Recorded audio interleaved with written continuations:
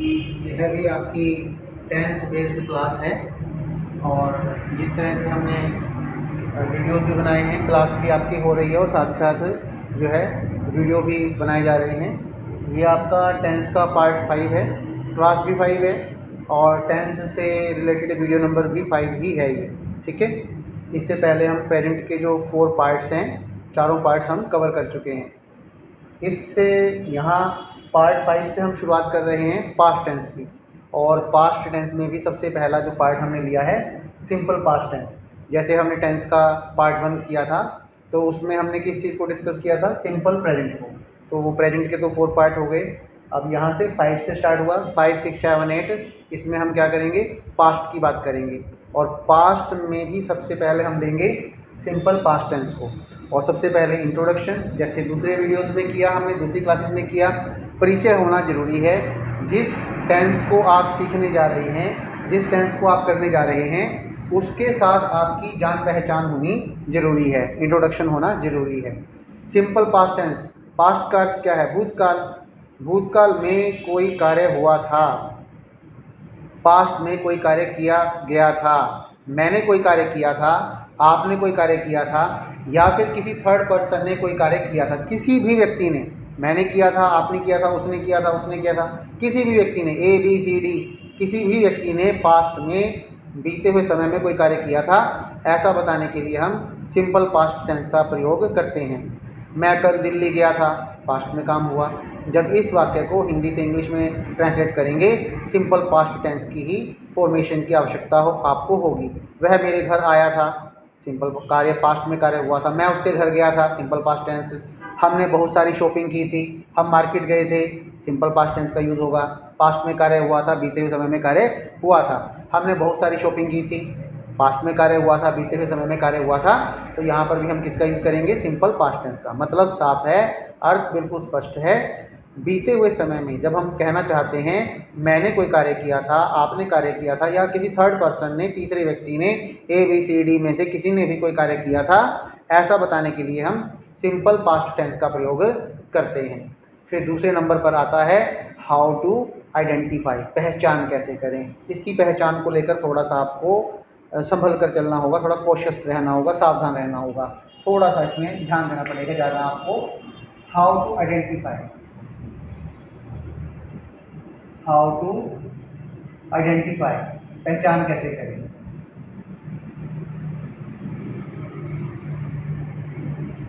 जैसे दूसरे टेंसेस की पहचान की थी, तो इसकी भी पहचान होनी चाहिए। इसकी पहचान को थोड़ा ज़्यादा अच्छे तरीके से समझाने के लिए एक बार चेक कर लेते हैं वीडियो में कि कवर हो भी रहा है या नहीं हो रहा है। हाँ, दैट्स गुड, कवर हो रहा है। तो इसकी पहचान के लिए मैंने ये बात ज़्यादा उचित समझी कि मैं वाक्यों को लिखूं, हिंदी में लिखूं और फिर आपको बताऊं पहचान, क्योंकि यहाँ पर शब्द समूह से पहचान नहीं हो पा रही है। यहाँ पर पहचान के लिए शब्दांश, शब्दों का एक हिस्सा चाहिए हमें। लेकिन एक बात कॉमन है, हर हिंदी जैसे दूसरे टेंसेस किए थे उसमें वाक्य के लास्ट में ही पहचान छुपी हुई है, तो यहाँ पर भी हिंदी वाक्यों के लास्ट में ही वो कीवर्ड हैं, वो शब्दांश हैं जो बताएंगे कि हाँ इस हिंदी वाक्य का सीधा संबंध इंग्लिश में सिंपल पास्ट टेंस के साथ है। सेंटेंस लिखता हूँ मैं दिल्ली गया था। फर्स्ट सेंटेंस मैंने लिखा है मैं दिल्ली गया था, मैं दिल्ली गया था। साथ साथ लिखते रहिए आप, मैं दिल्ली गया था, ये एक सेंटेंस हो गया। सेकंड है सीमा रेखा के घर आई थी, सीमा रेखा के घर आई थी, सीमा रेखा के घर आई थी। थर्ड सेंटेंस लेते हैं, हम कल मार्केट गए थे, हम कल मार्केट गए थे, हम कल मार्केट गए थे। ऐसे भी लिख सकते हैं, गए, हम कल मार्केट गए थे। फिर है वे हमसे मिलने आए थे, वे हमसे मिलने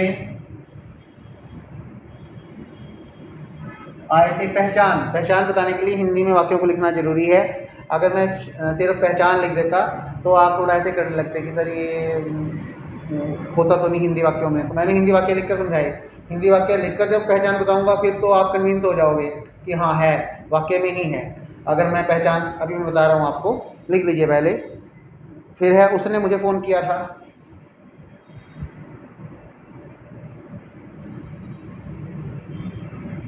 उसने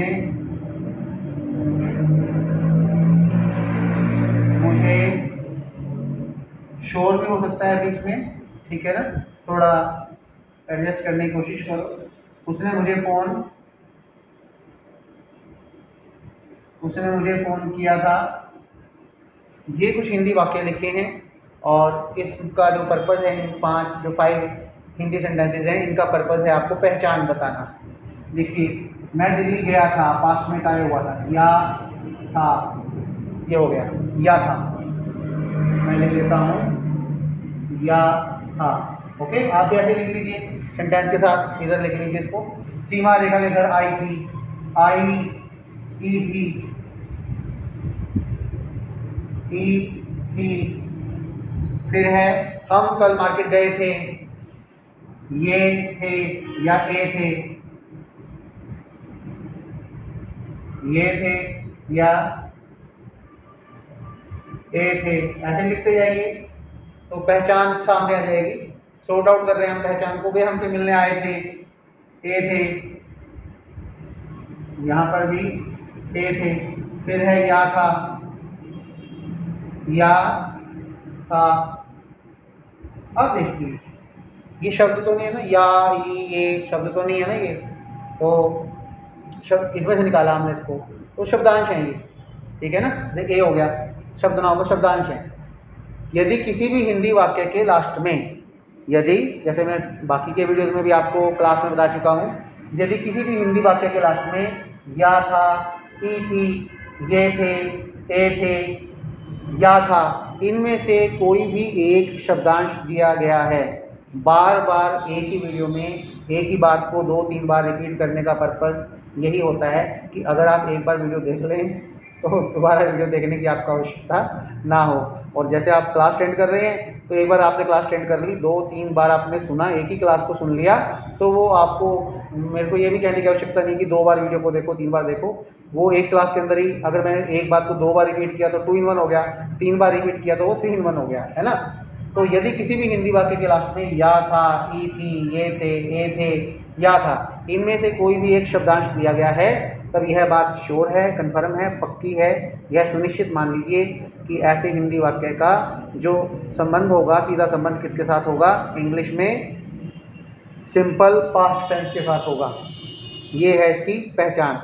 जब भी आप किसी हिंदी वाक्य को लिखते हैं और उसके लास्ट में देखते हैं या था, ई थी, ये थे, ए थे, या फिर या था, इनमें से कोई भी एक शब्दांश दिया गया है, तो आप उस हिंदी वाक्य को इंग्लिश में सिंपल पास्ट टेंस के साथ कनेक्ट कर देंगे।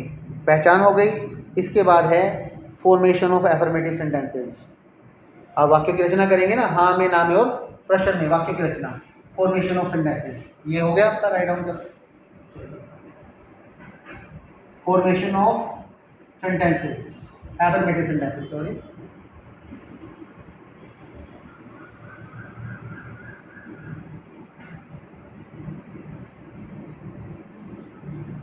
Formation of affirmative sentences or simple past tense. Formation of positive या affirmative?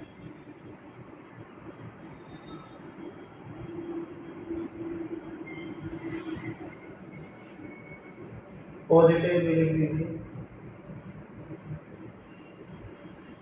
Formation of positive sentences. तो पॉजिटिव सेंटेंसेस, एफर्मेटिव सेंटेंसेस कैसे फॉर्म करें, कैसे बनाएं, इसके लिए रूल क्या है। सबसे पहले है सब्जेक्ट और सब्जेक्ट के बाद वर्ब की second form, full stop. Object वगैरह तो इसके बाद है, तो मेन जो थीम बेस्ड रूल है, जो मेन रूल है वो यही है, subject plus second form. Object है तो वो बाद में यूज़ किया जाएगा, ठीक है। अब आप सोचेंगे सर ये तो कुछ ज़्यादा ही छोटा रूल हो गया। हाँ, ये बहुत छोटा सा रूल है। फिर सिंगुलर प्लूरल वाली बात भी नहीं मैंने बोली, क्योंकि आवश्यकता ही नहीं है, इसमें यूज वो चीज़ है ही नहीं, मैटर ही नहीं करती। सिंगुलर प्लूरल, एक वचन है, सब्जेक्ट बहुवचन है, मतलब सब्जेक्ट चाहे सिंगुलर है, प्लूरल है, एक वचन है, बहुवचन है, सब्जेक्ट कोई भी है, सभी सब्जेक्ट के साथ, सभी के साथ वर्ब की सेकंड फॉर्म का यूज होगा। देखो झंझट ही खत्म हो गया। एस ई एस वो करते थे ना आप, कहीं पर इज कहीं पर एम, यहाँ पर तो कुछ भी नहीं है। अगर वाक्य सकारात्मक है, एफर्मेटिव है, पॉजिटिव सेंटेंस, सकारात्मक वाक्य है, हाँ वाला वाक्य है, तो वो कैसे फॉर्म होगा? सब्जेक्ट जिसके बारे में बात की जा रही है वाक्य के शुरू में, और फिर वर्ब की सेकंड फॉर्म का यूज किया जाएगा। That's it. सब्जेक्ट चाहे सिंगुलर है, एक वचन है, प्लूरल है, बहुवचन है, आई यू ही कोई भी है, सभी के साथ वर्ब की सेकंड फॉर्म का यूज किया जाएगा। यदि आप सिंपल पास्ट टेंस में सकारात्मक वाक्य, पॉजिटिव सेंटेंसेस को बनाना चाहते हैं। कुछ सेंटेंसेस मैं लिख देता हूं। I conversed with my friend, I conversed, I conversed with my friend, मतलब मैंने अपने फ्रेंड के साथ बातचीत की थी। कन्वर्स्ड वर्ब की सेकंड फॉर्म है, V2 है। फिर है parents appeased their son, parents PARENTS, parents appeased, APPEASED, appeased their sun,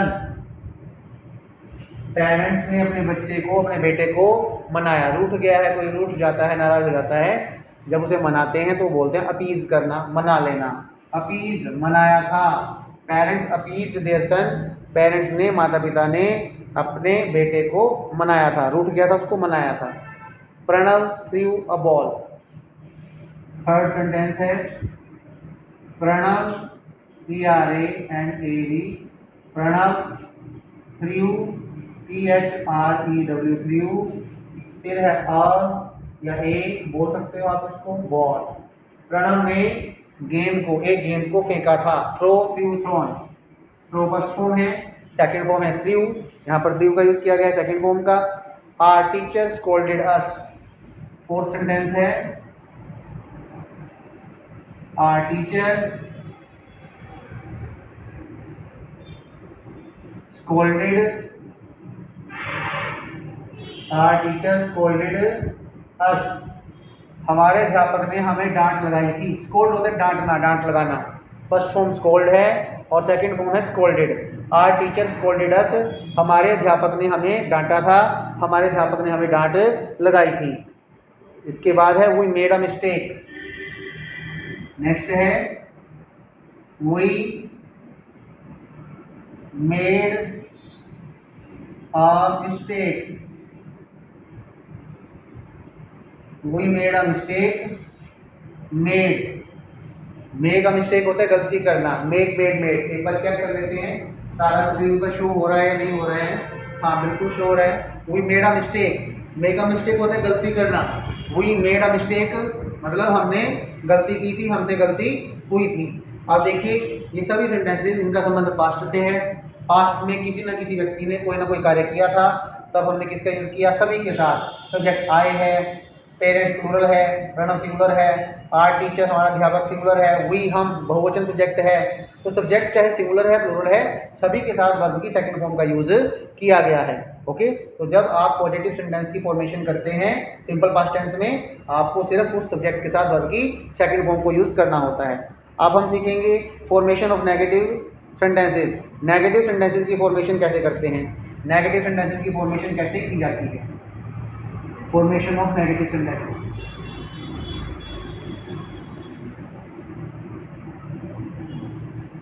formation of negative sentences.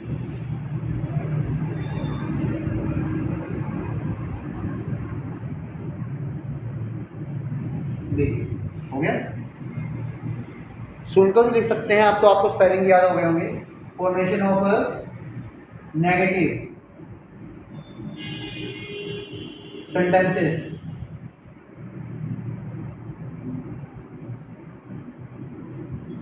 Negative sentences की फॉर्मेशन कैसे करें। सिंपल पास्ट टेंस में नकारात्मक वाक्य, नेगेटिव सेंटेंस या ना वाले वाक्यों की रचना कैसे की जाती है। इसके लिए रूल क्या है, सब्जेक्ट प्लस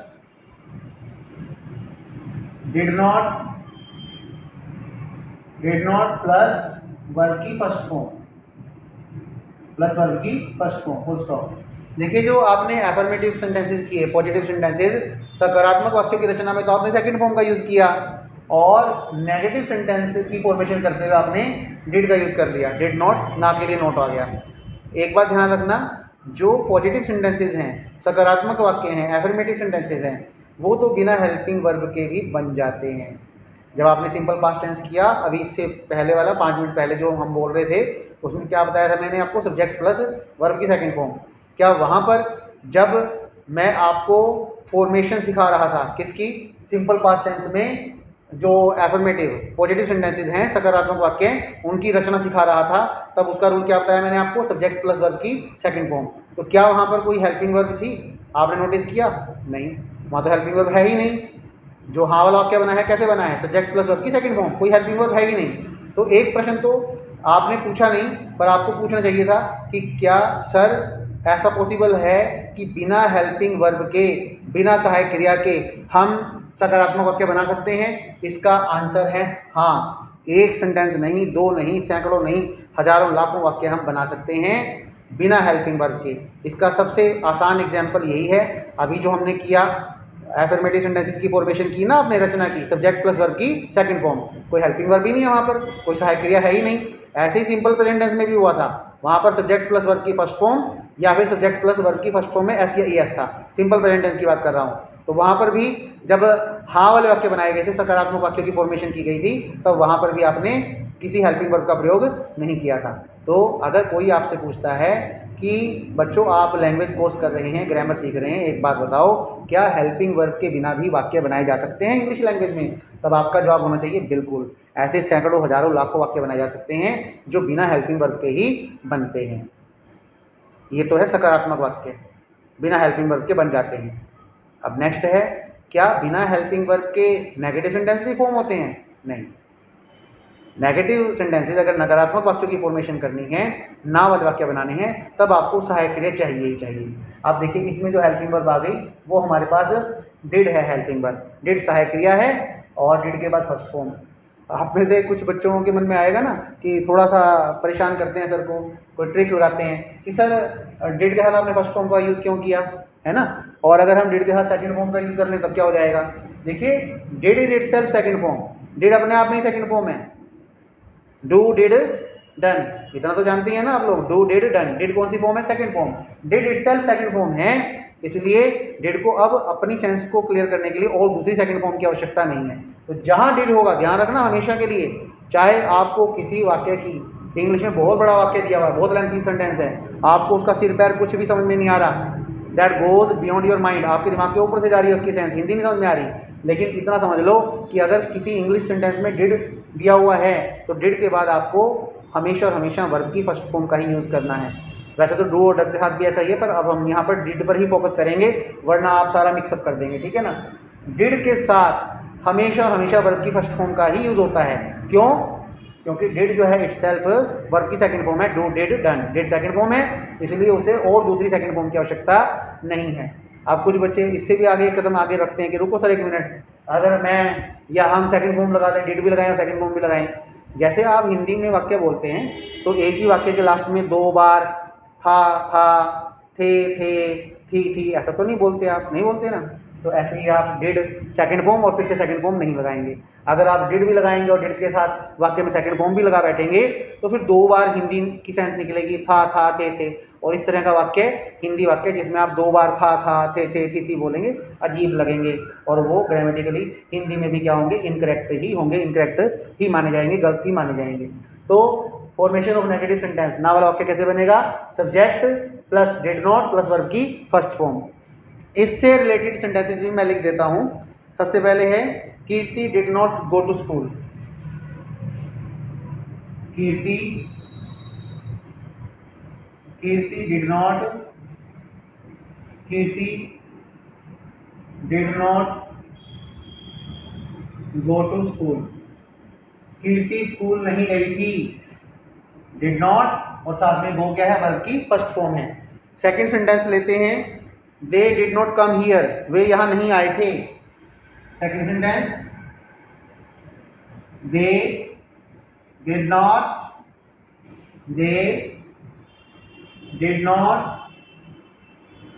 कम हियर, वे यहां नहीं आए थे या वो यहां नहीं आए थे। डिड नॉट, देखिए डिड है, नॉट है साथ में, क्योंकि नेगेटिव है तो नॉट का तो आना कंपल्सरी है, नॉट को तो यूज करना ही करना है। कम वर्ब की फर्स्ट फॉर्म है, come came come, first form come, second form came, third form फिर से कम, कम केम कम। और नेक्स्ट है the servant did not listen to his owner. The servant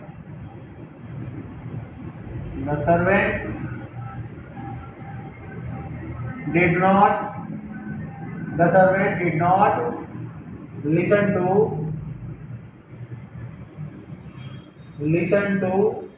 his owner, OWNER। The servant did not listen to his owner, जो servant है, नौकर है, उसने अपने मालिक की, ओनर की बात को नहीं सुना था, उसने उसकी बात को नहीं माना था, सुना नहीं था। Did not listen, did not है साथ में लिसन वर्ब की फर्स्ट फॉर्म का यूज किया गया है। नेक्स्ट है Kunal did not make 100 runs. Kunal did not, sentence number 4 है, Kunal Kunal did not make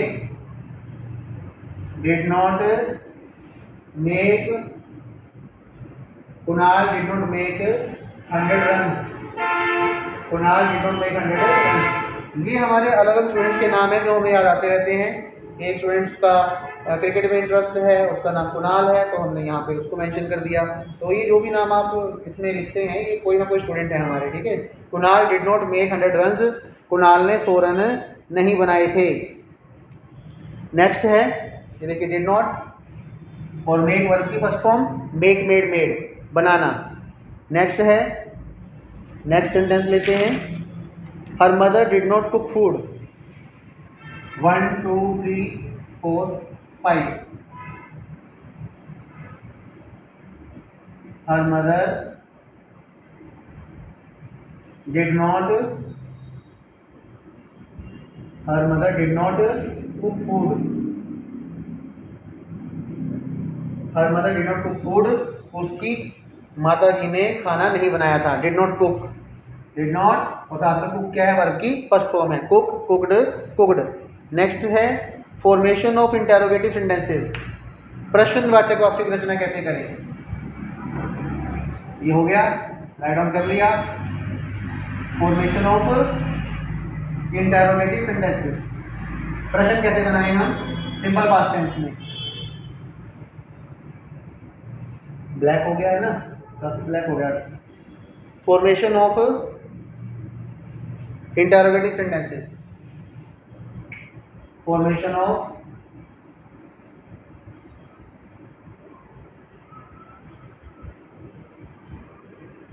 interrogative sentences. प्रश्नवाचक वाक्यों की रचना कैसे करते हैं? इसके लिए क्या रूल है हमारे पास? सबसे पहले है डिड, क्योंकि जब भी हमें क्वेश्चन की फॉर्मेशन करनी है, हेल्पिंग वर्ब को वाक्य के बिगिनिंग में, शुरू में ही पुट करेंगे।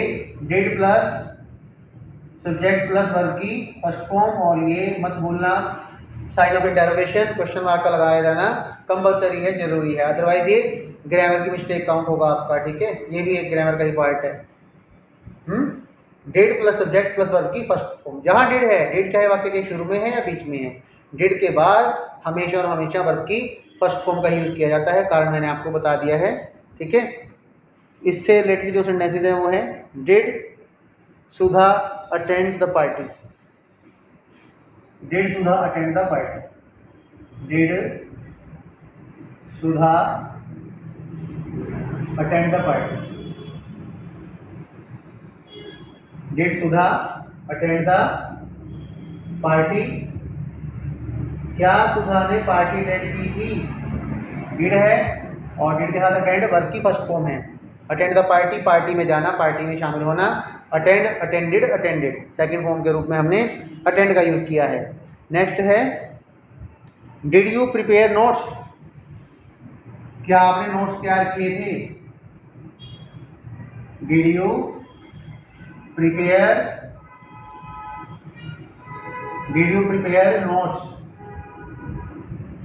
क्या आपने नोट्स तैयार किए थे, क्या आपने नोट्स बनाए थे, did you prepare notes. Next है did doctor Atal open his clinic, Atul sorry, did doctor Atul,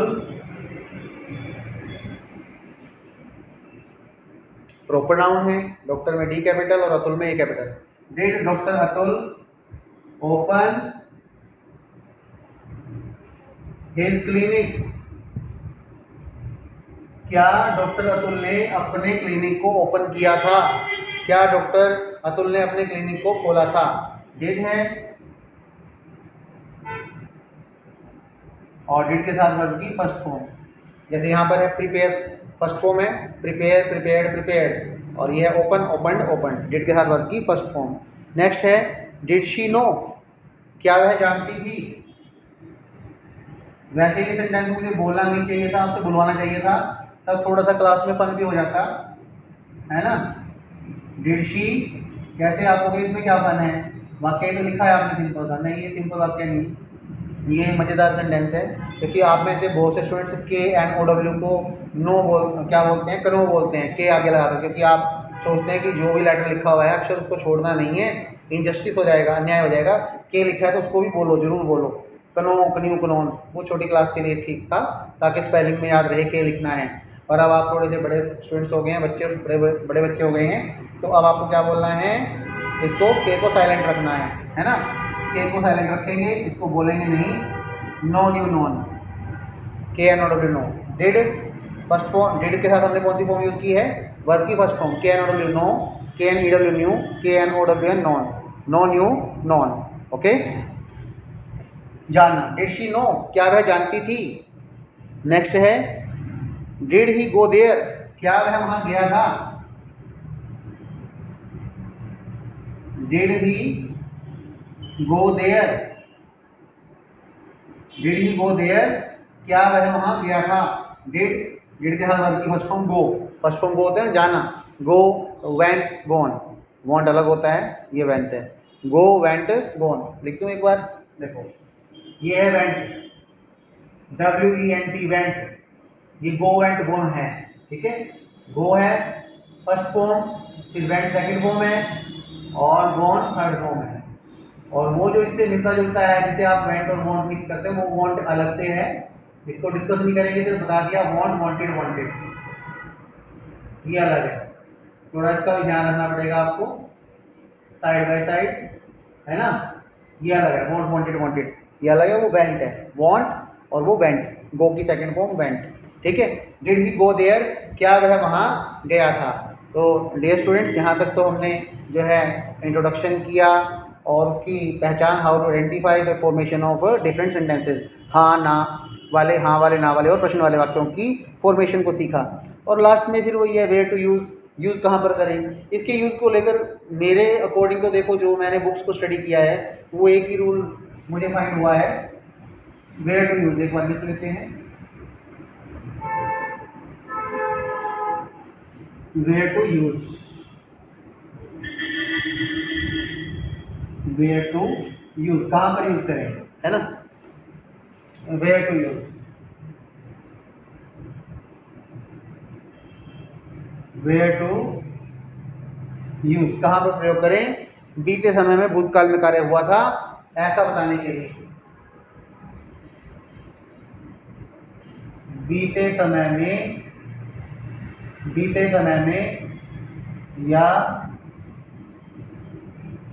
भूतकाल में या पास्ट में कार्य हुआ था, पास्ट में कार्य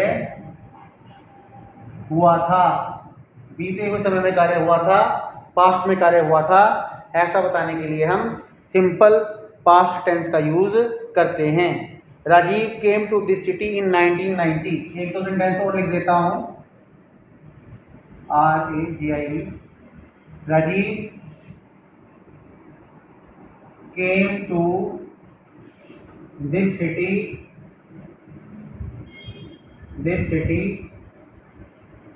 इन 1990। राजीव 1990 में शहर में आया था, पास्ट में कार्य हुआ था, केम आया था, कम केम कम आना, केम सेकंड फॉर्म है। He bought a car last year, he bought a car last year, उसने पिछले वर्ष एक कार खरीदी थी। बाय बॉट BOI बाय, और सेकंड फॉर्म बोट है, थर्ड फॉर्म भी बोट है। एक और बोट भी होती है जिसका अर्थ होता है नौका, है ना, ये BOAT बोट, नाव, नौका। बोलते तो एक ही तरीके से हैं, बोट है और ये भी बोट है। इसका अर्थ खरीदना है, ये बाय की सेकंड फॉर्म है, बाय बोट, वो नाव, चलाने वाली नाव है। साइड बाय साइड अलग से लिख सकते हैं। जो आपको टीच करते हुए मुझे लगता है कि कोई चीज़ कंपैरिजन जरूरी है, टेंस डजंट मीन कि टेंस ही करवाए जाएंगे। साइड बाय साइड मुझे एक सिंगल पॉइंट भी लगता है कि आपको बताना जरूरी है, मैं आपको बताऊंगा जरूर, और मैं आपसे एक्सपेक्ट करता हूँ कि आप इसे राइट डाउन भी करते जाएंगे। साइड बाय साइड जो अलग चीज़ बताई है, जैसे मैंने साइड पे लिखा है इसको, आप भी साइड पे कॉर्नर में कहीं ना कहीं नोटबुक में राइट डाउन कर लो। He bought a car last year, उसने लास्ट ईयर पिछले साल कार को खरीदा था। ओके, देखिए डियर स्टूडेंट्स, मैंने तो पूरा एफर्ट्स किया है कि आपको टेंसेस समझ में आ सके, लेकिन वो कहते हैं ना कि ताली एक हाथ से नहीं बजती, दोनों हाथों की आवश्यकता पड़ती है। तो मैंने एफर्ट्स शुरू कर दिए हैं, मैं कर रहा हूँ एफर्ट्स आपको करवाने के लिए कि आपको टेंसेस समझ में आए। अब मुझे आपकी तरफ से भी पॉजिटिव रिस्पॉन्स चाहिए। और पॉजिटिव रिस्पॉन्स कैसे आता है कि जो करवाया जा रहा है तो समझें, लिखें, राइट डाउन करें, नोट्स बनाएं और आपस में डिस्कशन करें। आपस में डिस्कशन करने के बाद, नोट्स बनाने के बाद, वीडियो देखने के बाद डाउट्स हैं तो कोई बात नहीं, हो सकते हैं, ठीक है ना। डाउट्स हो तो लेकर आओ डाउट्स को कि सर इस कंडीशन में क्या होगा आप बताओ, फिर मैं आपको रिप्लाई करूँगा, ठीक है। तो मैं तो यही उम्मीद करता हूँ कि आप जो है ऑनेस्टली इसके ऊपर वर्क करेंगे और फिर मुझसे डिस्कशन करने आएंगे आप डाउट्स को लेकर, मैं आपके डाउट्स को क्लियर करूँगा। इन केस अगर डाउट है, मैंने तो कोशिश की है डाउट्स ना रहे, पर फिर भी अगर 1% चांस मान के चलो नहीं, आपको कहीं से कोई चीज़ क्लियर हो रही है, तो आप मेरे पास आएँ और उस चीज़ को डिस्कस करें, ठीक है। Thank you very much.